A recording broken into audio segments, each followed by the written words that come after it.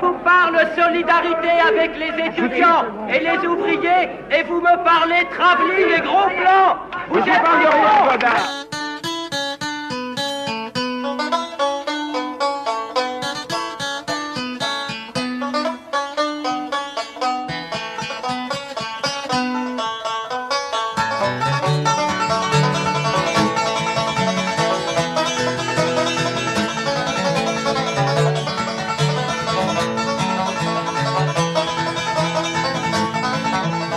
Vous écoutez Parlons Travelling et Gros Plan, une émission entièrement consacrée au cinéma sur Radio B et diffusée tous les premiers jeudis du mois à 7h30, 8h30 et 12h30.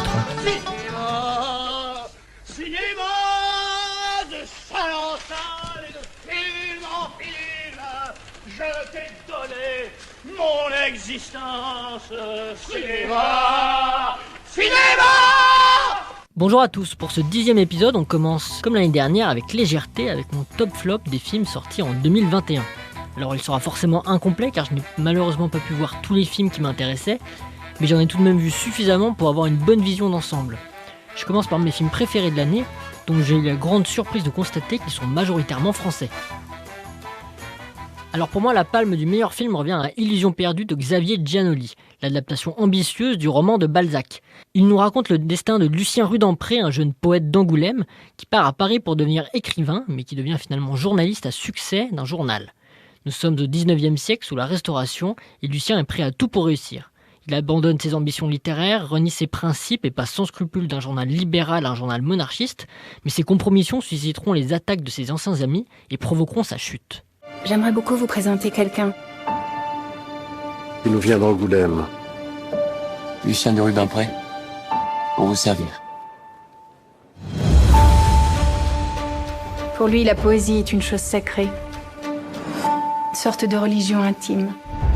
Quelle folie de partir ensemble. Paris. J'ai besoin de travailler, monsieur. Je respecte énormément le métier de journaliste. Et tu crois que c'est quoi mon métier ? Vous éclairez les gens sur l'art,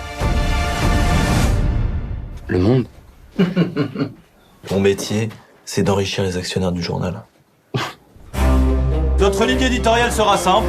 Le journal tiendra pour vrai tout ce qui est probable.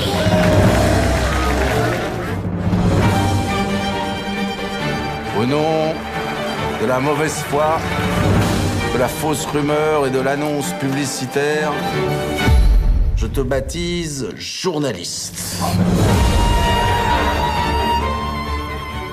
Impossible de rester insensible devant ce film formidable. Il nous plonge dans les coulisses du média dominant au 19e siècle, celui qui était alors au cœur des débats et du pouvoir, le journal. Il nous révèle un monde totalement truqué où les journalistes sont payés pour dire du mal ou du bien des œuvres qu'ils critiquent. Il crée des polémiques de toutes pièces afin de faire parler d'elles et favoriser les ventes. Il paye même des professionnels pour faire applaudir ou huer des pièces de théâtre. Le réalisateur nous entraîne dans ce tourbillon coloré et virevoltant en rendant chaque enjeu passionnant. Il évite surtout l'écueil d'une reconstitution historique figée grâce à une énergie folle et des acteurs merveilleux. Autant vous dire que les 2h30 ne sont pas de trop. Deux comédies cultes étaient particulièrement attendues cette année avec le retour de Kaamelott et d'OSS 117. On commence comme il se doit avec le roi Arthur. Où est Arthur Pendragon? Un gars pas bien grand, blanc comme un cul. Oh, ça me dit rien. 10 ans qu'on n'a plus vu son pif. Il est cané, le fils Pendragon, on le sait tous. Évidemment qu'il est pas mort. Ça fait 10 ans que je vous le dis, gros salsifis. Mon Dieu, par tous les saints. Non, commencez pas. Je suis absolument pas roi, y a pas besoin de se lever. Ah, Seigneur Lancelot. Retrouvez-le ou je vous fais tous pendre par les parties. Bravo, alors c'est très constructif. La résistance, ça vous dit quelque chose? Allez, en piste! Je me disais, ça pouvait être intéressant d'organiser une rencontre avec les représentants de la résistance. Vous entendez quelque chose? Y a un type avec une voix de con qui vient de dire vous entendez quelque chose? Enfin, quelque chose de complètement informel, hein. C'est pas possible d'être largué à ce point-là. Comment ça se passe, cette petite résistance? Qu'est-ce que vous entendez exactement par « vous êtes de retour » ? Des fois que vous redeveniez roi. Quoi ? Oui, c'est vrai que ça fait envie, quoi. Voilà, maintenant, si vous le sentez pas, vous le sentez pas, hein. Ça, Alexandre Astier, le créateur de Kaamelott, a beaucoup parlé de l'art de l'écriture scénaristique et a lui-même très sérieusement étudié les techniques narratives afin de créer une structure dramaturgique cohérente. On pourrait se demander si une telle réflexion était vraiment utile pour ce qui n'était au départ qu'une sitcom de moins de 3 minutes sur M6. Eh bien oui, car Kaamelott est devenu une succession de changements de format, le très court, puis le moyen, puis le long, et de genre, la comédie, le drame, l'action. La plupart des auteurs ont de la chance lorsqu'ils arrivent à briller dans un seul de ces domaines. Astier, lui, est parvenu à accomplir chaque étape, patiemment et prudemment, pour aboutir à un édifice solide. Et on le comprend encore mieux avec ce film, qui remplit parfaitement ses objectifs, à savoir assurer la transition entre le format série et le format film, en respectant une continuité d'esprit, tout en trouvant un ton nouveau et en lui donnant une nouvelle ampleur visuelle. Et ensuite, il pose les bases d'une nouvelle trilogie à venir, en plaçant ses personnages à un tournant de leur histoire et en ouvrant le champ pour la suite. Encore une fois, c'est mission accomplie. Pour OSS 117, en revanche, on pouvait craindre le pire. Tout le monde voulait voir un nouvel épisode, mais à entendre Michel Hazanavicius, le réalisateur des 2 premiers films, et Dujardin lui-même à une époque, les spectateurs d'aujourd'hui ne sont plus assez matures pour comprendre le second degré. À croire que le politiquement incorrect pouvait faire rire hier, mais plus aujourd'hui, et qu'il serait devenu trop dangereux. Le changement de réalisateur et le choix de Nicolas Bedos n'était pas non plus le plus rassurant. Mais finalement, le nouveau réalisateur a fait taire toutes les inquiétudes. Josie. Oui, patron. Appelez-moi 117. OSS 117. N'êtes-vous pas le meilleur? Je vous répondrais oui, ça serait de la prétention. Je vous répondrais non, ça serait de la bêtise. Hubert, que savez-vous de l'Afrique? Les Africains sont joyeux, sympathiques. Ils dansent bien. Très bonne analyse, Hubert. Je compte sur vous. Aucun malentendu. Nos amis voient du racisme partout. Le président vous recevra à 16h. Parfait. Le temps d'enfiler mon costume colonial. Blanc. Clair. Mon costume clair. OSS 117, je vous présente OSS 1001. 117, le vrai, l'unique, la légende. Vous savez très bien que j'opère toujours en solo. Cette mission, vous allez me la mener tous les deux. Pas mal, non? On sent que le cinéaste aime beaucoup ce personnage. Il ne le prend pas de haut. Il se moque de lui, bien sûr. Il est toujours très naïf, étroit d'esprit et pas très futé. Mais il a aussi beaucoup de tendresse pour lui. Il ne le voit pas comme le représentant dégoûtant de tout ce que rejette notre époque, le racisme, le sexisme ou l'homophobie, mais plutôt comme un homme de son temps, avec ses propres valeurs, mais avant tout animé par une volonté de bien faire. Le scénario paraissait pourtant un peu cliché avec l'introduction un peu facile d'un acolyte, un nouvel espion plus jeune et fringant avec qui il fait désormais équipe. Mais cette idée d'un OSS vieillissant renouvelle le personnage en faisant quelqu'un de plus sage et qui peut-être lui aussi donner des leçons à la jeune génération qu'il considère comme un ringard. Bedos se moque finalement autant de la mentalité de l'époque d'OSS que de l'époque moderne qui s'annonce dans le film avec l'arrivée imminente de Mitterrand au pouvoir. Une alternance qui lui donnera sûrement du grain à moudre pour un prochain opus qu'on attend déjà. On reste dans le registre de la comédie politiquement incorrecte avec une mention spéciale à la grosse surprise de l'année, Orange Sanguine, un film assez fou de Jean-Christophe Meurice. Votre compte est à découvert, au-delà de son autorisation. Vos enfants, ils peuvent pas vous aider? Oh non, mais les enfants, il en est pas question, non. On avait quand même peut-être une solution. On a un concours de rock, on en fait là. On a été qualifiés déjà. D'accord. C'est très hypothétique malgré tout. Ah, le ministre. Comment il va?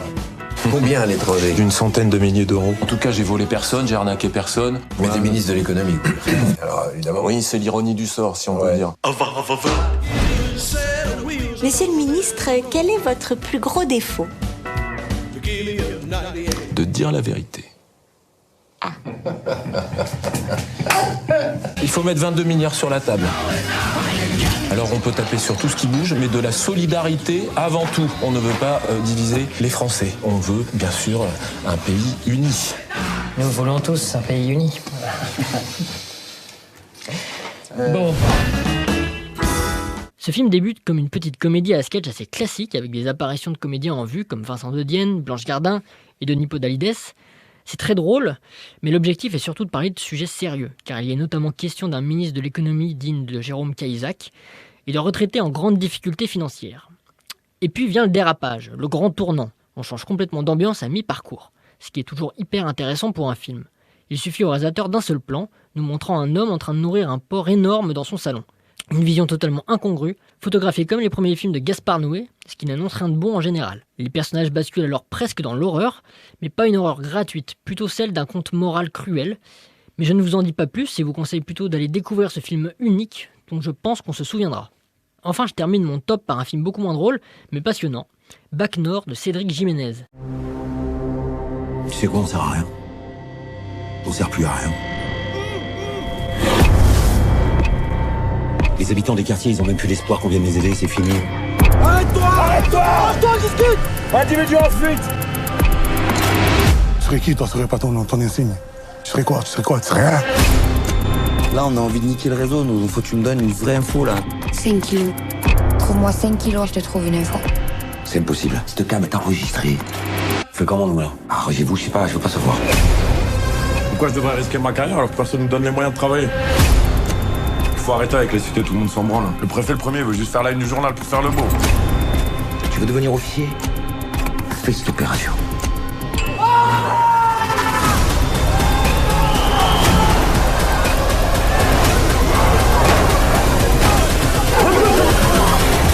C'est un film délicat à aborder car c'est rapidement devenu un objet politique. Pas étonnant puisqu'il nous montre la délinquance et les trafics dans les cités de Marseille et l'impuissance de la police face à cette situation. Il se situe dans la droite ligne des Misérables de Ladjli, sorti il y a 2 ans. Tous deux nous montraient la réalité des banlieues françaises d'aujourd'hui, avec beaucoup de réalisme, mais avec des partis pris différents. Les Misérables se concentrent sur les bavures policières, tandis que Bac Nord dénonce plutôt le manque de soutien aux forces de l'ordre. On peut en tout cas voir le chemin parcouru depuis la vision un peu romantique de la banlieue, telle que nous l'a montré Mathieu Kassovitz dans La Haine en 1995. Et sur la forme, c'est un très bon film policier et d'action français, hyper haletant, avec un trio d'acteurs génial, en particulier Gilles Lelouch qui mérite bien un César pour ce rôle. Faute de temps, je termine ici mon top. J'aurais également pu ajouter Aline, le biopic de Valérie Lemercier sur Céline Dion, Mandibule, le dernier film de Quentin Dupieux, Slalom de Charlène Favier, ou La Nuée de Juste Philippot, et du côté des États-Unis, House of Gucci de Ridley Scott. Mais passons plutôt à la dernière partie consacrée au flop. Je me contenterai d'en citer 2. Ce ne sont pas les pires films de l'année, loin de là, mais plutôt mes grandes déceptions parmi les films que j'attendais avec impatience. La plus grande a été provoquée par The French Dispatch du grand Wes Anderson, à qui j'étais pourtant prêt à tout pardonner. On retrouve pourtant bien son originalité et son style virtuose, mais il nous perd vite dans une mise en scène trop écrite, cérébrale et effrénée, avec une voix off également trop envahissante. Ce n'est pas vraiment un film sur le journalisme, car on voit très peu la rédaction, c'est plutôt un film journal, en tant que tel, qui nous montre les reportages d'un journal fictif, ce qui en fait un film à sketch. Alors c'est original, mais le problème c'est que ces sketchs ne sont pas très intéressants en soi, et les personnages très froids. Mon autre grosse déception concerne notre Palme d'Or française, Titane de Julia Ducournau. Mais alors là, impossible de comprendre l'intérêt porté à ce film. Il est vide, tape à l'œil et faussement transgressif. L'hommage à David Cronenberg est assez artificiel, l'histoire de la grossesse qui tourne mal et du déjà-vu, surtout que ça ne donne rien au final. Bref, je n'en dis pas plus, mais je vous le déconseille. Voilà pour ce top flop, l'émission touche maintenant à sa fin. Merci de m'avoir écouté, on se retrouve le mois prochain au même horaire pour le prochain épisode. En attendant, vous pouvez retrouver tous les épisodes de l'émission sur le site internet de Radio B et sur les pages Facebook et YouTube de l'émission. À bientôt. Je vous présente Hubert, OSS 117, OSS 1001. 1001 117. 117. Le vrai, l'unique. En tout cas, monsieur, je tenais juste à vous dire que si la France est ce qu'elle est aujourd'hui, c'est à vous qu'elle le doit. Oui, enfin, il y a eu le général aussi. Oui, mais... Si. Et si. Oui. Oui. Ah, sacré Hubert. Toujours le mot pour rire.